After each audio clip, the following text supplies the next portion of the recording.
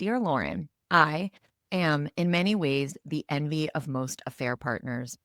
My AP left his marriage to be with me after our 2.5 year affair. He made the decision to leave his marriage fairly early in the affair, but the execution took years. The wait, the secrecy, and the limbo were agonizing. To this day, he's never confessed any part of the affair, even across months of deep dialogues with his spouse about what went wrong in the marriage, and it was never discovered. Now that we can finally be together, I can't seem to shake the trauma of enduring all those painful months of waiting for him to make a change. And I find myself horrified when I contemplate the scale of the daily deception he carried out for years. It's not quite that I worry about him doing the same thing to me, but rather that I find myself questioning the basic integrity of someone capable of lying to their wife's face every day for years. It scares me. I'm aware of my hypocrisy, as I too have been a part of a grand deception. But I've been single this whole time. I did not lie to or betray a partner this way. I love this person, adore our connection, and have experienced him to be extremely kind, empathetic, measured, trustworthy, and principled in all other areas of his life. Can all of this coexist with the reality of our affair?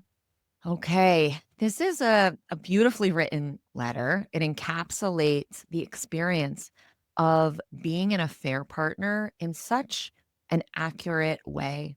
She writes, that about the weight, the secrecy, and the limbo. And we work with so many affair partners who are exactly in this space. And they're in that space of uncertainty as to whether what they are being told will happen, their married counterpart leaving their marriage, really will. So I want to start with you, Michelle. Like, what's coming up for you around this letter?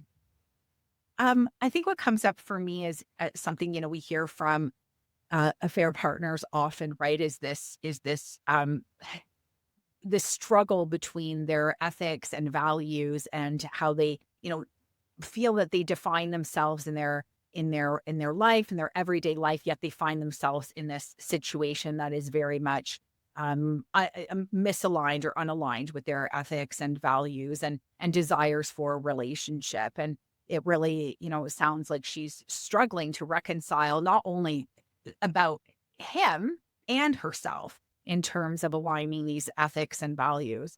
Well, I think there's some forgiveness of herself as well here, right? Like that she loved someone in the wrong situation, and she wanted it to work. And now she wants deeper emotional security now that she's no longer in the shadows, but also trying to reconcile that this is somebody that didn't give that to their partner and how to kind of come to terms with that. So I think that, those open conversations with, if he obviously he didn't have them with his spouse, as she mentions in the letter, but have they had a conversation of how he got here and what he plans on doing differently in their relationship? How will they know that they're feeling disconnected or that there's an communicated need or want? And how do they keep the lines of communication open? How can she have reassurance that he's not going to repeat this pattern of whatever that is? Is that avoidance? Is that not communicating? Is that not expressing his needs or his wants? Like, what is he planning on doing differently in this relationship that he did not do in his marriage? Just to have those conversations going, because I think that what's difficult, and we have seen these situations where a married partner has left for their affair partner, and what I always say is, this is then you've been together for 1 month, but they want to think about it in terms of how long they had an affair. No, no, no. This is a new relationship. So now you're kind of feeling each other out, and just like you would if it were a relationship where you met somebody at the gym or at work, you're both single. You kind of take your time and get to find out how somebody communicates and how they deal with conflict and their needs and desires in a new light, though. And so the relationship really starts day one of when it's not an affair anymore. And it is difficult to continue to refer to the past that you had together, but you both show up differently in a real relationship. You get to really show how you express affection and love, and how you be there and show up when it's not hidden, and it's not doesn't have all these other challenges around it. That's a great point, that there's this relationship 1.0 that begins under the wrong circumstances, and then you are truly seeking to begin a second relationship together anew under new circumstances. And both of you, but especially the person who was married and left their marriage, wants to do that deeper inventory about their role and their relationship to honesty, their relationship to how they express and handle their own needs, and their relationship to how they're, willing to grow and learn and continue to lean in when things get hard. Because even though our letter writer says she's not afraid of it happening to her, or that he's going to do the same thing to her, I don't know if that's entirely true, because I think that anytime that we see somebody, especially someone that we're in a relationship with, behave in a way that brings up discomfort for us or makes us question their integrity, we now know something we didn't know before, that they're capable of that. And so instead of a relationship that begins anew, like meeting out in the wild or on a dating app or whatever, where you don't have this history that you were witness to, essentially, you won't have seen in a new relationship all of the things this person did that they're not proud of. Instead, and this is what I say to affair partners all the time, you have been sitting there watching the sausage get made. And it's the most unsexy analogy, but nobody wants to see the sausage get made. Nobody wants to see that unsavory, really kind of gruesome, unsexy, and honestly quite concerning process.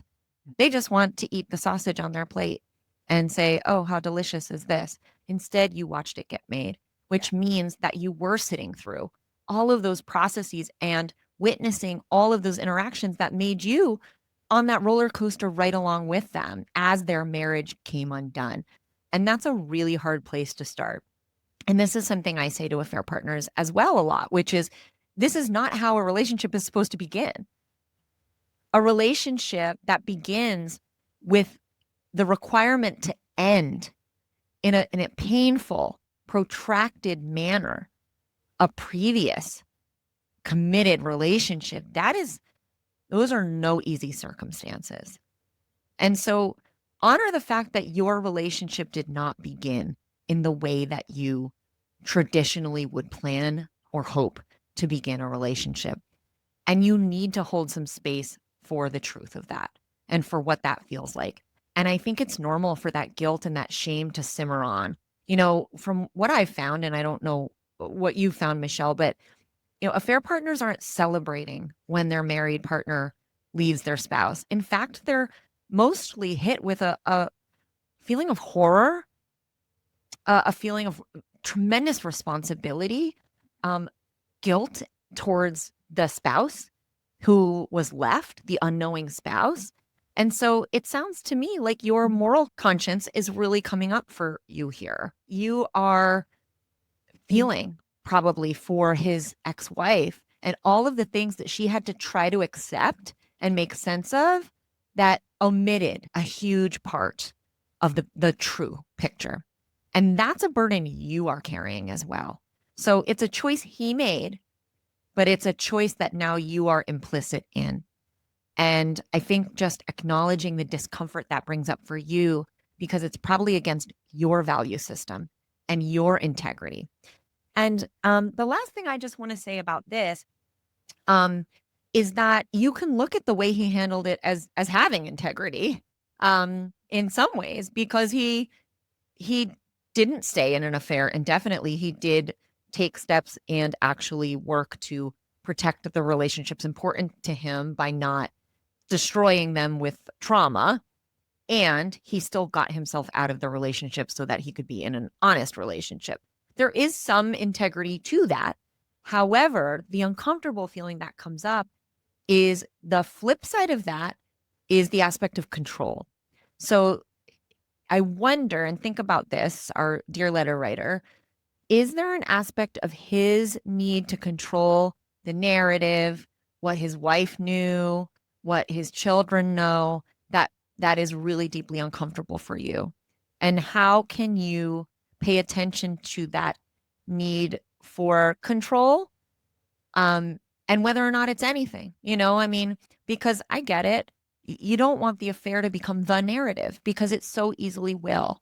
And that's not fair oftentimes either, because there's such a wider narrative that everybody deserves to have without the affair being the permanent trauma and the permanent scapegoat.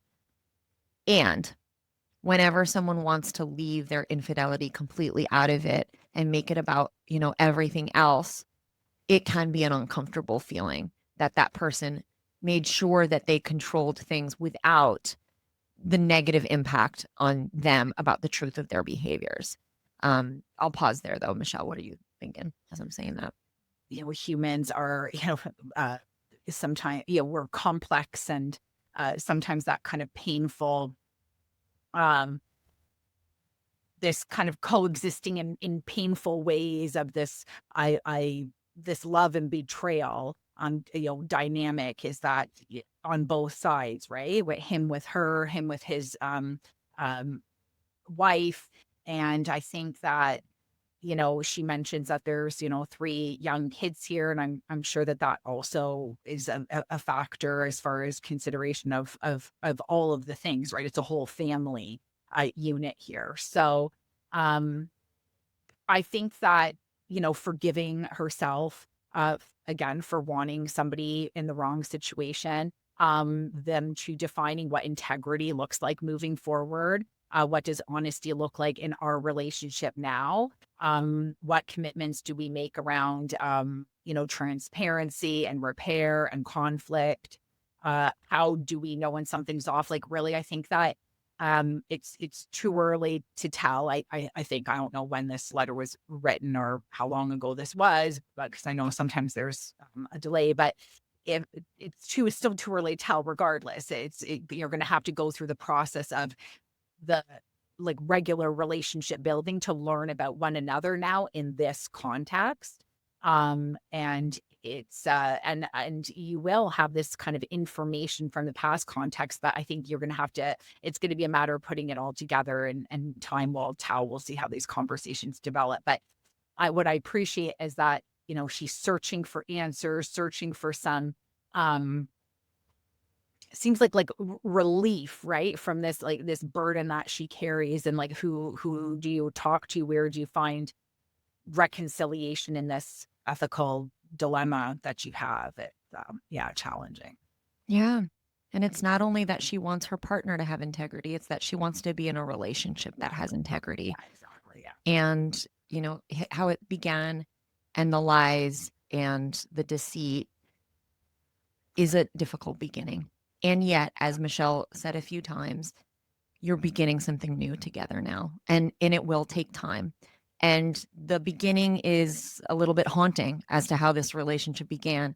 And see how you build something new together, and see how you navigate the difficulties, and see how you communicate your way through what comes up and what happens between you. See how you can create a relationship with his daughters that's born on trust and love, try to create something good here is the best that I can recommend as well. Because when we create something good from something confusing and conflicting, that's one of our great superpowers as humans. So I hope this helped.